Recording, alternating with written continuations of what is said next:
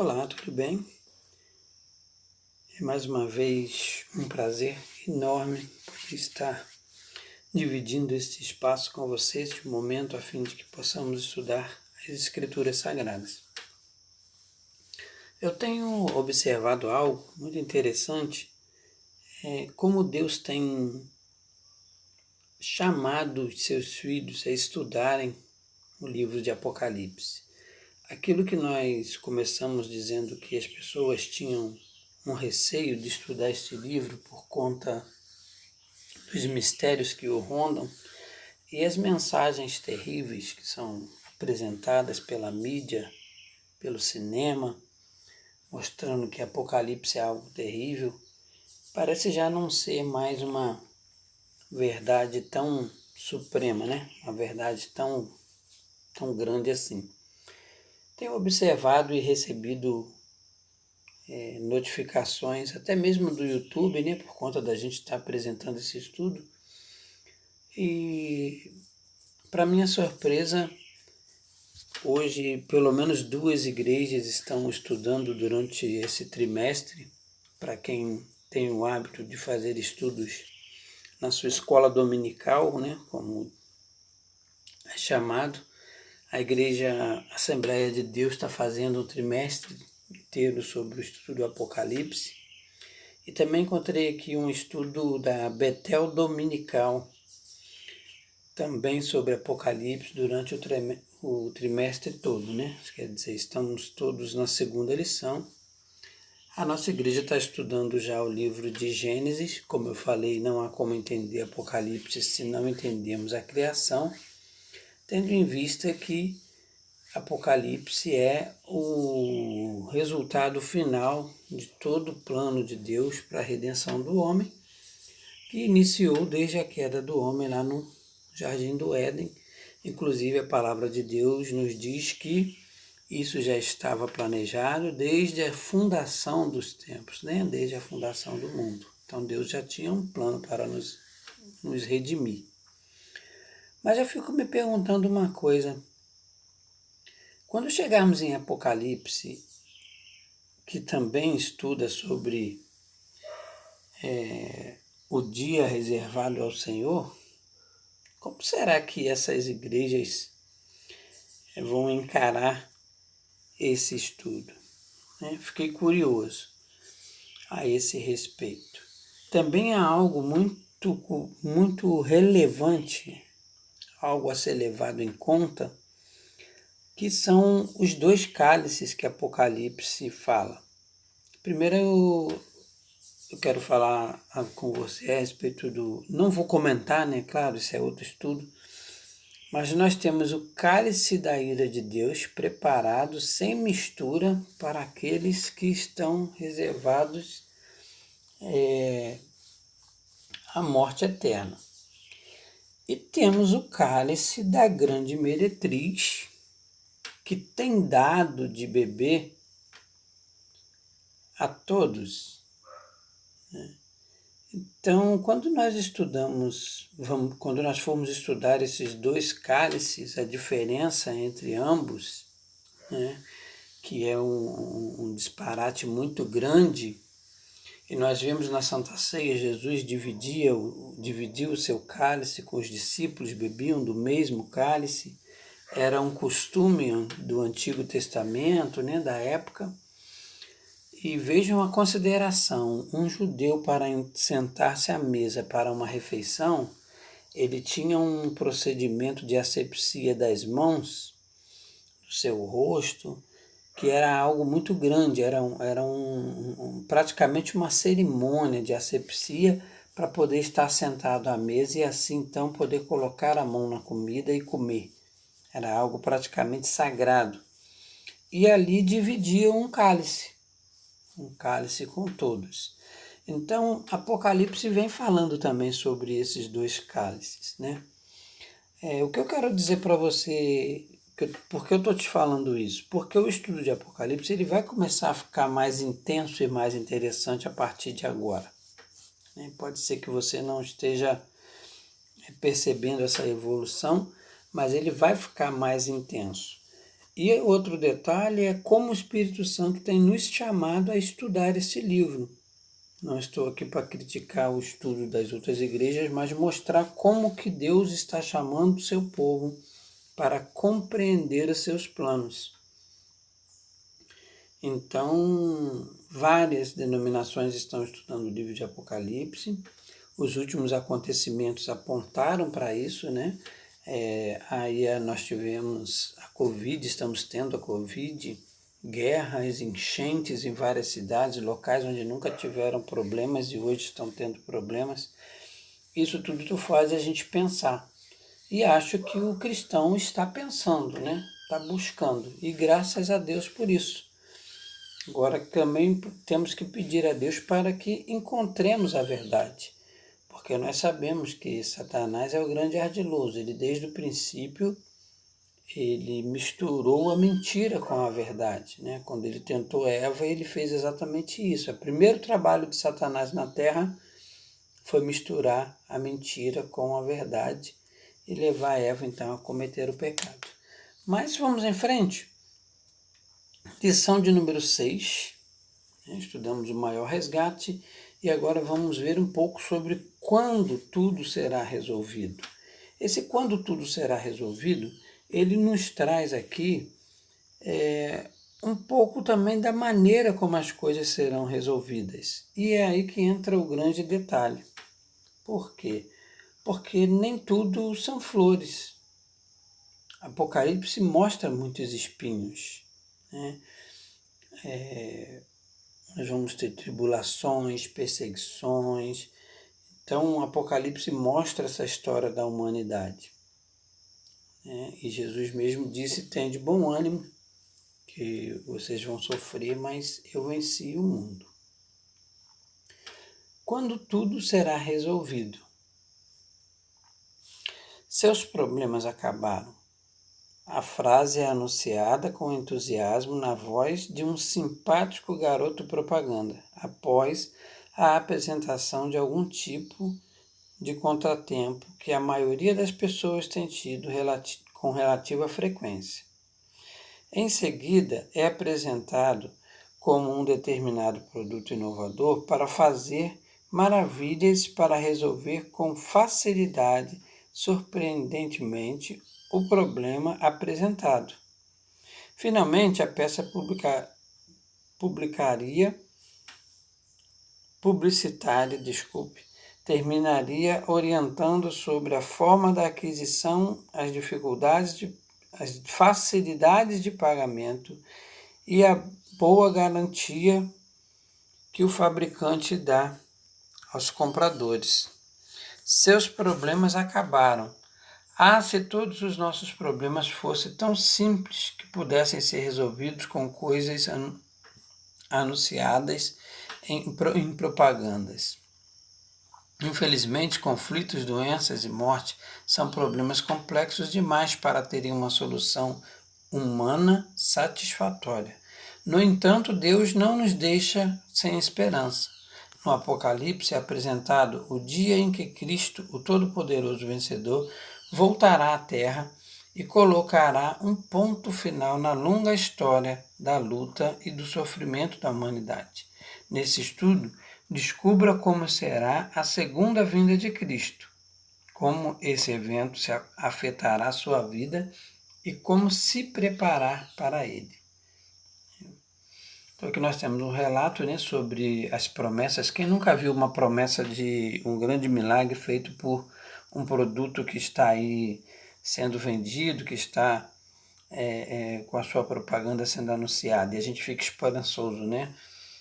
No domingo mesmo, né, quantas pessoas aí a gente viu caindo em golpes onde a pessoa teria liberado muito dinheiro que estava preso aí na Receita e em algumas áreas de cofres públicos do governo, e para ter seus direitos garantidos, a pessoa acabou caindo no engano, né, na esperança de que numa crise tão séria e tão feia, ela pudesse então ter algum valor em suas mãos. Que certeza João apresenta no início do livro de Apocalipse? Se não me engano, nós já vimos isso aqui. Eis que vem com as nuvens, e todo olho verá, até quantos o transpassaram. E todas as tribos da terra se lamentarão sobre ele, certamente. Amém. Apocalipse 1:7. Então, a volta de Cristo é uma certeza alicerçada na palavra divina. Na cruz, Cristo pagou o preço do resgate do ser humano. Na segunda vinda, acontecerá a libertação plena. Aqui então diz que Jesus virá diante de todos os olhos, todo olho verá, até quantos o transpassaram. E todas as tribos da terra se lamentarão sobre ele. Então haverá lamento, porque aquele que não crê, não há como se lamentar. Os filhos salvos, eles praticamente se alegrarão, né? Haverá alegria para aqueles que estão aguardando o seu Senhor, porque qual noiva não fica feliz ao receber o seu noivo? Qual o propósito da segunda vinda de Cristo? Jesus veio, sua primeira vinda teve um propósito, né? Vencer a morte e Satanás, e a segunda vinda ele tem aqui um outro propósito. Eis que venho sem demora, e comigo está o galardão que tenho para retribuir a cada um segundo as suas obras. Não somos salvos pelas obras que fazemos, mas teremos um prêmio segundo as obras que realizamos. Olha que interessante. Apesar da nossa obra não nos justificar diante de Deus, nós seremos reconhecidos também por aquilo que fizemos e que buscamos fazer. Como nesse momento, por exemplo, nós estamos aqui trabalhando juntos um estudo para nos auxiliar na nossa libertação. Então, aqueles que tiverem com o coração aberto, que estiverem dispostos, receberão um prêmio segundo essa obra que está sendo realizada. Então, galardão significa aqui recompensa por serviços relevantes que foram prestados. Tá? O significado de galardão aqui é esse. Serviços relevantes que foram prestados. Então, você fez alguma coisa, mas ela está um pouquinho acima do simplesmente fazer, como se fosse andar a segunda milha, né? Uma espécie de prêmio, uma distinção pela realização de algum trabalho. Então, algo distinto que você fez na sua vida, que levou alguém até os pés de Cristo, e assim, então, você receberá esse galardão, conforme as obras que você fez. Agora, aqui não diz também somente as obras dos salvos, né? Cada um receberá segundo as suas obras o seu galardão. O prêmio também pode ser aí o fogo e o enxofre, né? Aí depende de qual obra você ou eu estamos realizando, ou qualquer pessoa está realizando. Disse-me ainda, né, lá Apocalipse 22, 10 e 11, um pouquinho antes desse versículo 12, fala um pouquinho sobre esse detalhe. Quer ver? Disse-me ainda, né? O anjo falando a João.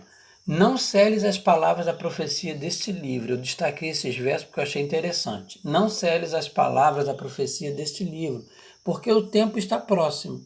Continue o injusto fazendo injustiça, continue o imundo ainda sendo imundo, o justo continue na prática da justiça e o santo continue a santificar-se.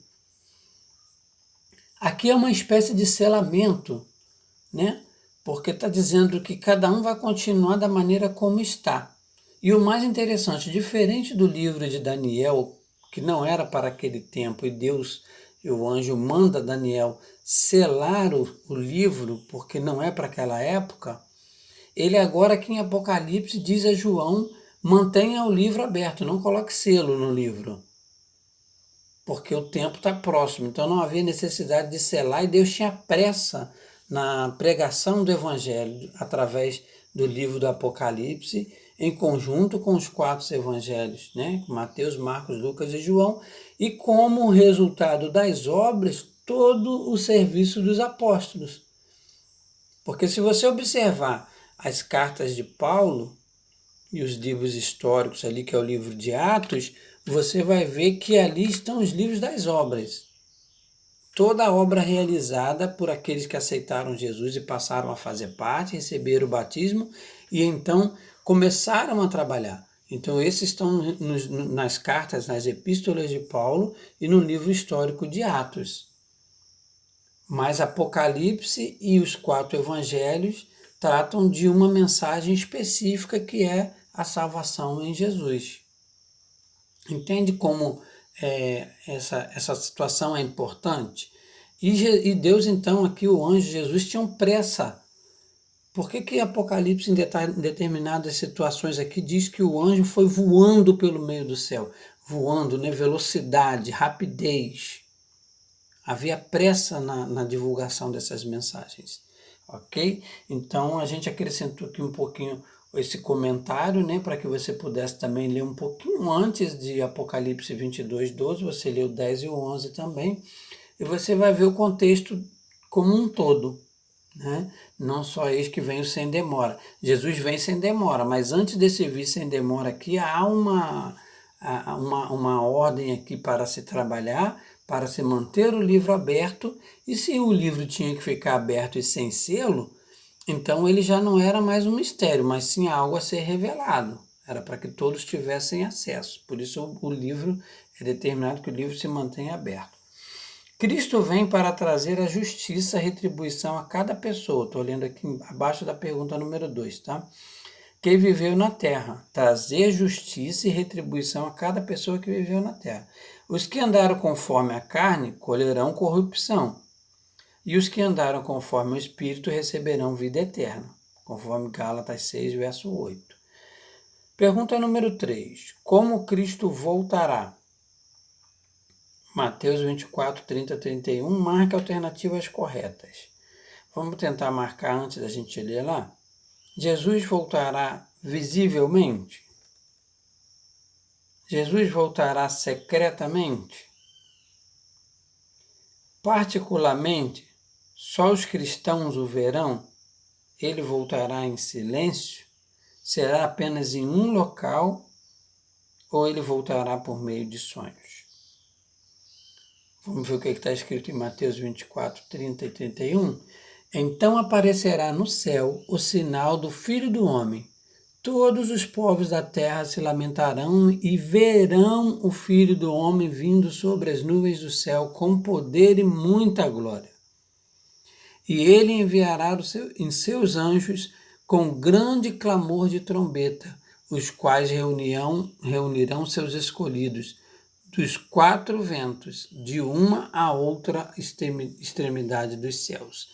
Então haverá aqui muito barulho, clamor de trombeta, a fim de que todos ouçam. As trombetas, quando tocavam na guerra, todos ouviam. Quando se anunciava que um determinado rei ia fazer um pronunciamento, então a trombeta era tocada e o som ecoava até pelos desertos e cidades vizinhas, e todos sabiam que estavam sendo promulgados algum decreto real. E assim será, porque o Rei dos Reis, Senhor dos Senhores, quando vir nas nuvens dos céus, e o clamor da trombeta irá anunciar todos os cantos, a toda extremidade dos céus. Então até o universo inteiro saberá que Jesus está chegando na terra. E todos os povos da terra se lamentarão e verão o Filho do Homem vindo sobre as nuvens do céu com poder e muita glória. Se a presença de Deus no Monte Sinai, em meio às nuvens, no Monte Sinai, para conversar com Moisés, já assustava o povo, se em meio a uma tempestade nós já quase morremos do coração por causa de um relâmpago que cai próximo de nós ou uma trovoada que soa nas nuvens dos céus quando elas estão baixas, imagine o retorno de Jesus, o que acontecerá no retorno de Jesus. Então aqui parece que nós só temos uma resposta, que Jesus virá visivelmente, né? Não será secreto, não será particular para apenas uma parte, não será silenciosa, certamente não, porque trovões e nuvens e raios e trombetas, não será numa localidade, mas será para que toda a terra o veja, tá? E não será por meio de sonhos, ele vai vir em realidade. Cristo voltará a este mundo sobre as nuvens do céu, com poder e muita glória. Sua vinda será pessoal e universalmente visível e audível. Tem uma figurinha aí do lado, né? A gente sempre que tem essa figurinha, nós temos uma imagem bacana para a gente estar analisando aqui na nossa Bíblia. E vamos tentar aqui focalizar para a gente ver. Deve ser a imagem de Jesus e seus anjos retornando no céu.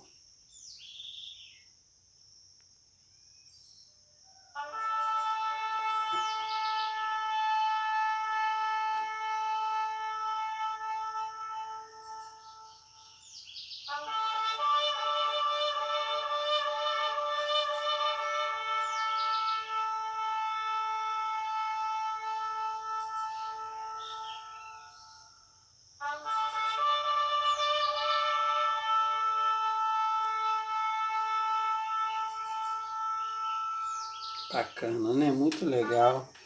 Eu amo esse programazinho, ele é muito interessante. Deixa a nossa mente viajar, né, na situação do retorno de Jesus. Pergunta de número 4. É possível saber exatamente o dia e a hora em que Jesus Cristo virá? Gente, tem muita coisa na internet dizendo que Jesus tem data certa para voltar. Tá? Já vi algumas mensagens marcando o ano, inclusive são mensagens que estão sendo ligadas aí, sendo alegadas que são mensagens adventistas.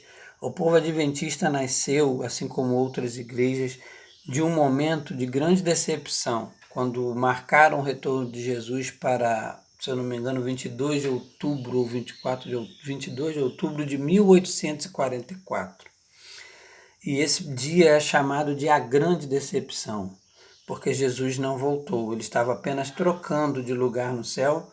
Depois há um estudo grande sobre isso, e Jesus sai do lugar santo, como tinha no tabernáculo aqui na terra, e passa para o Santo dos Santos, passa para o Santíssimo, né?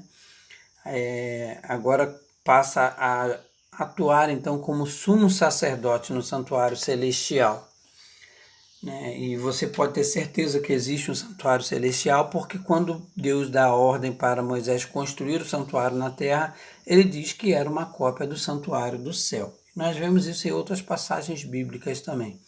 Muitas pessoas rejeitam a doutrina do santuário, né? Mas existe o santuário celestial, a Bíblia é muito clara sobre isso, não há nem o que discutir. Quem quiser discutir, vai discutir porque deseja, talvez porque não tenha compreendido ou não acompanha, acha que isso é uma coisa só do Velho Testamento. Mas nós vemos Apocalipse aqui, a Arca da Aliança está no Santuário Celestial, a visão que é dada a João mostra esse santuário no céu. Então é muito claro, né? A gente pode estar discutindo isso em outro momento, para não atrasar muito esse estudo aqui em particular.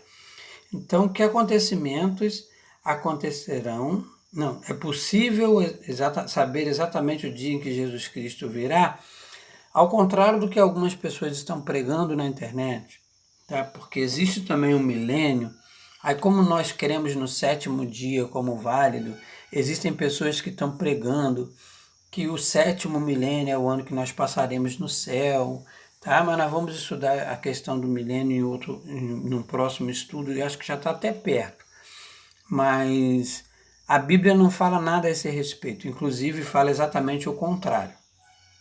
A gente pode procurar marcar aí, claramente o não é a nossa resposta, né? Está lá em Mateus 24:36, porque a respeito daquele dia e hora ninguém sabe, nem os anjos dos céus, nem o Filho, senão o Pai. Nem a Jesus foi revelado o momento do seu retorno. Então, como é que nós podemos marcar um dia de retorno, né?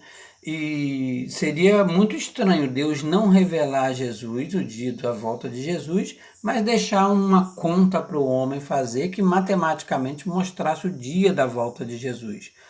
A única coisa que a Bíblia diz é: e esse evangelho será pregado a todo povo, nação e língua, e então virá o Filho do Homem. Então, uma certeza nós podemos ter: assim que o evangelho for pregado a todo povo, língua e nação, Jesus voltará. Isso a Bíblia fala. Mas o grande problema é saber qual evangelho deve ser pregado. Entendeu? Porque existe o evangelho do reino e existe o entendimento humano a respeito desse evangelho. Enquanto nós pregarmos coisas que não têm nada a ver com o evangelho eterno, com a mensagem do céu, com o que Deus quer que nós compreendamos, Jesus não vai voltar. Inclusive, outro dia eu vi um outro maluco aí dizendo que se Jesus voltar, ele faz não sei o que lá, porque ninguém vai pregar o evangelho no mundo todo, que o evangelho não seria pregado no mundo todo. Então, quer dizer, existem mensagens, nós estamos chegando num momento onde as coisas estão afunilando e as mensagens estão ficando cada vez mais loucas, principalmente com a intenção de alcançar seguidores nas redes sociais. Não se iludam, não fiquem tristes porque 8 pessoas estudaram nosso estudo, 10 pessoas, graças a Deus por isso. É melhor do que ter milhares estudando uma mensagem falsa. A mensagem verdadeira, ela sempre será acompanhada de poucas pessoas. As multidões cercavam Jesus. O derramamento do Espírito Santo fez com que muitos foram batizados. No final dos dias também haverá derramamento do Espírito Santo e muitos se converterão à verdade. Mas ainda não é o momento. Então, se nós temos uns poucos aqui estudando, aprendendo, para poder passar adiante essa verdade sobre o reino dos céus, sobre o plano de redenção de Deus, nós já estamos ganhando muito. Porque o trabalho é feito de pouco em pouco. Jesus treinou 12 apóstolos, 12 se dividiram de 2 em 2, conquistaram outros, e assim a pregação do Evangelho perdurou até hoje, mesmo com a perseguição de Roma. E a palavra venceu. Então não é possível saber o dia que Jesus vai voltar. A resposta aí é não. Embora Deus não tenha revelado exatamente o dia, a hora em que o Senhor Jesus virá, ele revelou alguns sinais que mostram a proximidade da sua vinda. Proximidade da vinda, tudo bem. Se queremos ser salvos da destruição final, devemos estar sempre prontos para ver Cristo voltar. Tudo bem, estar prontos para ver Cristo voltar, mas há algo além disso. Você deve estar preparado também para sofrer a primeira morte e estar pronto para ir para o céu quando Cristo voltar, porque você vai ser ressuscitado para ir para o céu. Jesus pode voltar para você agora mesmo, porque a palavra de Deus diz que para alguns será como um abrir e fechar de olhos. Você irá descansar no Senhor, morrer, e a partir do momento que você morrer, Jesus acabou de retornar, porque como abrir e fechar de olhos, você vai ser ressuscitado e levado para o encontro com Jesus nas nuvens dos céus. Nós não acabamos de ver ali que será com grandes sons de trombetas e relâmpagos e todo olho verá. Então nós não estaremos num lugar aguardando o retorno de Cristo, ir para esse lugar conosco ou continuar uma outra vida de outra forma. O que a Bíblia diz é que os vivos estarão se encontrando com Cristo e os mortos em Cristo ressuscitarão primeiro. Para ver ressurreição precisa estar morto. Se você está em outro lugar, você não está morto. Ok? Então vamos à pergunta número 5. Que acontecimentos antecederão a volta de Jesus? Mateus 24, 6 e 7. Quais acontecimentos antecederão a volta de Jesus? Porque surgirão falsos cristos. Lembra das fotozinhas que eu mandei antes para vocês estarem aí estudando? Lá no grupo do WhatsApp? Então, aquelas fotos mostram, né, as coisas que acontecerão. Surgirão falsos cristos e falsos profetas, operando grandes sinais e prodígios. Então será dado poder aos falsos. Não se deixe levar porque pessoas estão operando milagres. Há um crivo bíblico que você deve submeter esses milagres e sinais para saber de onde eles provêm. Se eles provêm de Deus ou se provêm do próprio Satanás. Então, falsos cristos e falsos profetas operarão grandes sinais e prodígios para enganar, se possível, os próprios eleitos. Aqui, quando diz eleitos, nosso tempo está um pouquinho longo já. Quando diz eleitos aqui em Mateus 24, Mateus 24, verso 5, fala sobre o engano do... Ai, que bom, eu estou com a Bíblia aqui aberta já em Mateus 24 mesmo. Então, essa é linda. Quer ver? Mateus 24, verso 5, se eu não me engano. Porque virão muitos em meu nome dizendo eu sou o Cristo e enganarão a muitos. Então, no verso 5, Jesus generaliza. Enganarão a muitos. Aqueles que não têm contato com Cristo, que ainda não conhecem a verdade, serão enganados por uma falsa mensagem. Então, o mundo que não é cristão receberá uma mensagem falsa, aparentando ser a mensagem de Cristo, mas serão enganados porque essa mensagem não é verdadeira. Quando nós vamos para Mateus 24, verso 24, aqui está falando que os eleitos, se possível, enganarão os próprios eleitos. Então, eleitos são aqueles que já tiveram encontro com Cristo, já passaram pelas águas, já conhecem a palavra, já conhecem a verdade, mas se deixarão levar pelas mentiras que serão pregadas no final dos tempos. E outra coisa, lembra da mentira? Olha só, eu vou mostrar para você aqui, vou tentar abrir rapidamente para a gente fazer esse fechamento e continuar na próxima lição. Vamos ver se eu acho aqui a conversa de Eva e a serpente. Então a serpente disse à mulher, é certo que não morrereis, está um pouquinho antes. Vamos ver aqui, a queda do homem, capítulo 3, versículo 1 de Gênesis. Por isso que eu falei que a gente precisa estar ligado. Olha essa mensagem aí lá no final. Enganarão os próprios eleitos. Adão e Eva eram eleitos de Deus para cuidar da terra, do jardim, povoar a terra, né? Tinham um relacionamento direto com Deus, passeavam juntos com Deus no jardim, conversavam. Deus já havia explicado para eles tudo, inclusive dizendo, não comereis da árvore que se encontra no meio do jardim. Interessante que a árvore está no meio, né? Como se fosse algo central ali, um foco que você, de todos os pontos do jardim, pudesse vê-la. Mas a serpente, a mais sagaz de todos os animais selváticos que o Senhor Deus tinha feito, disse à mulher, é assim que Deus disse, não comereis de toda a árvore do jardim? Olha bem, ela usou uma frase que Deus havia usado. De toda a árvore do jardim vocês poderão comer. A serpente falou a mesma coisa.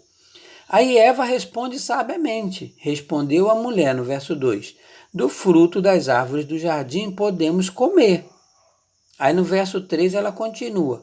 Mas do fruto da árvore que está no meio do jardim, disse Deus, dele não comereis, nem tocareis nele, para que não morrais. Então a serpente usou as palavras de Deus, cortou a frase no meio, mas Eva sabiamente disse que Deus tinha dito que daquela árvore ali não poderia comer, da árvore da ciência do bem e do mal. Então a serpente disse à mulher, olha a malandragem, é certo que não morrereis, porque Deus sabe que no dia em que dele comerdes, se vos abrirão os olhos, e como Deus sereis, conhecedores do bem e do mal. A gente já sabe o resultado final disso aqui. Muitas vezes nós tomamos uma decisão que diz respeito ao nosso relacionamento com Deus e dizemos não a alguma coisa, e muitas pessoas têm a tendência de nos dizer a seguinte frase, duas frases. Isso não tem nada a ver, tornando a coisa simples, como a serpente falou isso para Eva aqui, ó. Isso não tem nada a ver, se você comer você não vai morrer, Deus está mentindo para você. E outra frase muito perigosa: Deus entende todas as coisas e perdoa tudo. Quando você faz uma escolha, né? Nós sabatistas, então, nós guardadores do sábado, nós ouvimos muito as pessoas dizer, mas Deus compreende, ainda que a lei esteja válida, Deus vai te entender você trabalhar no sábado. Deus vai entender a sua necessidade, afinal Ele quer que você resolva o seu problema. Mas será que a gente não está passando por uma provação? Muitas provações têm aparência de bênção. Nem sempre a provação é uma desgraça que ocorre em nossa vida. Muitas vezes a provação pode vir na forma de um emprego com um salário grandioso. Muitas vezes a provação pode vir disfarçada de bênção, de algo maravilhoso para nós, e a gente tem a tendência de acreditar que para Deus está tudo certo. Estamos perdoados de qualquer situação. Deus poderia falar mesmo ali, né? Tudo bem, vocês me desobedeceram, mas fazer o quê? Vamos mudar. Então, a partir de hoje, vocês conhecem o bem e o mal e está tudo certo. Eu vou mudar a minha palavra e não vou cumprir. Não foi isso que aconteceu. Deus pediu e manteve a sua palavra. Adão e Eva passaram a envelhecer, foram retirados do jardim, sofreram as consequências e daí se encontraram com a morte. A primeira morte. E a gente vai estudar sobre essas duas mortes também mais na frente. Então, nós podemos ficar por aqui para não nos prolongarmos mais e aguardo você para a continuidade desse estudo e, se Deus quiser, estaremos trazendo logo em breve para você aí, ok? Fique com Deus, que Deus abençoe, esteja conosco, que o teu Santo Espírito nos acompanhe e que seus anjos protejam as nossas famílias. Amém.